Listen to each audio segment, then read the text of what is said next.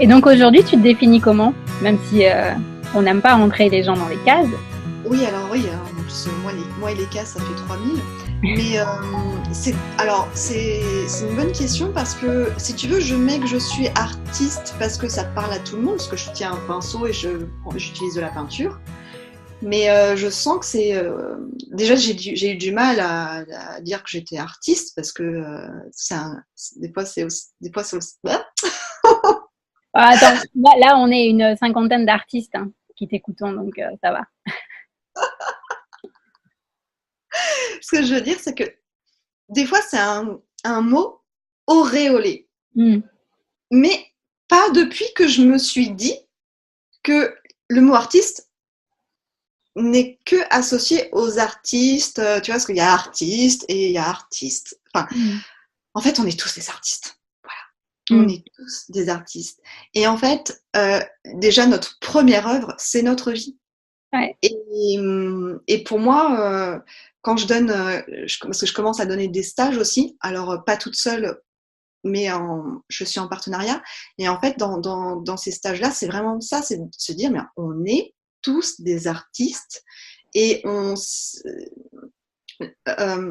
dire, le premier matériau que nous avons, c'est notre propre vie et de prendre conscience du pouvoir créateur, Mm. c'est déjà être responsable de soi, responsable de sa vie, mais aussi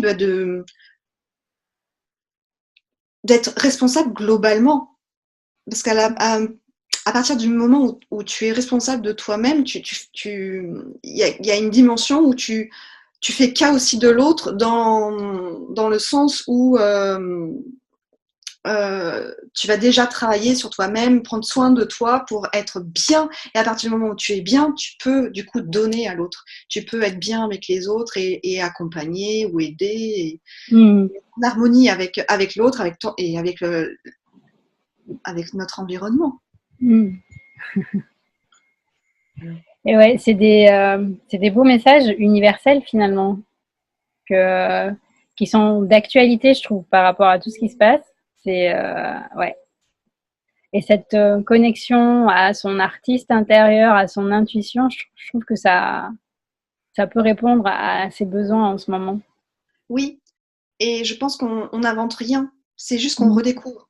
Ouais. On redécouvre ce qu'il y a à l'intérieur de nous. On redécouvre notre potentiel. On redécouvre nos petites baguettes magiques qui étaient là, endormies et qui n'attendaient que ça, en fait. Parce que, enfin, moi, je pense que c'est une nécessité hein, de se réveiller et de prendre possession Ouais. voilà, de De son cette artiste puissance intérieur. créatrice, ouais. Ah, mais Et complètement. ce que je vois, en fait, c'est aussi enlever les voiles, parce que là, en t'écoutant, tu vois, j'ai fait un petit topo sur l'intuition selon l'artiste Angélique Guillemets. Il y a quelques points qui reviennent et si je me suis permis de reprendre ça, c'est parce qu'en fait, à chaque fois que j'écoute quelqu'un sur ce sujet de l'intuition ou de la créativité, et finalement, même dans mon parcours, ça résonne, et je pense que ça résonnera aussi pour vous qui nous écoutez, il y a cette notion de rebelle dans l'enfance, dans l'adolescence. Tu me dis si ça te parle ou pas. Il y a cette notion de j'arrive pas à rentrer dans la norme. Mm. Il y a cette notion de j'accepte une temporalité différente. J'accepte que ça aille pas vite tout de suite. Il y a la question aussi de comment est-ce que j'apprends à faire confiance, à me faire confiance.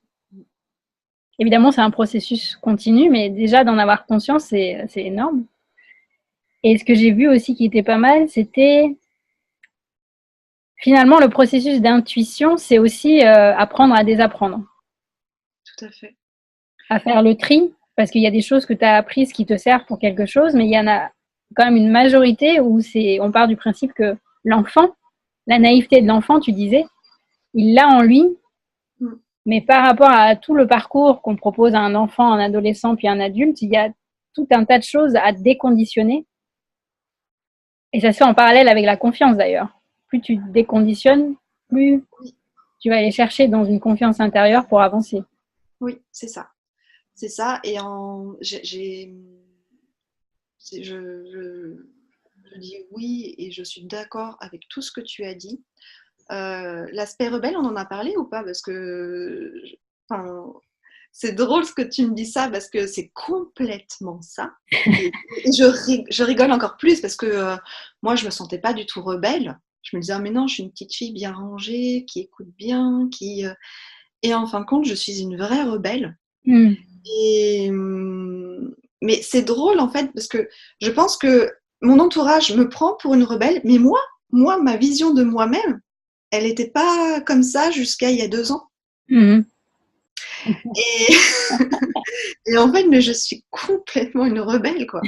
Et ça m'a permis aussi de faire des ponts parce que quand j'étais en graphisme, alors c'est rigolo parce que j'étais pas du tout, comment dire, dans le mouvement genre délégué de classe, etc. Mais je sais pas pourquoi, mais quand j'étais là-bas, dans cette école-là, j'étais devenue déléguée de classe, je me battais pour, tu sais, il y avait une guerrière en moi la guerrière en moi qui était là. Et parce que je voyais, en fait, je voyais que tout, tu vois, même dans une école enfin, partout, en fait, on essaye de nous faire entrer dans des cases. Mm. Et ça, c'est quelque chose que... Même dans une école qui est supposée mettre en avant les arts, ouais. Mm. Oui, oui. Ah mais oui, c'est ça qui est très intéressant. Et au sujet de l'intuition,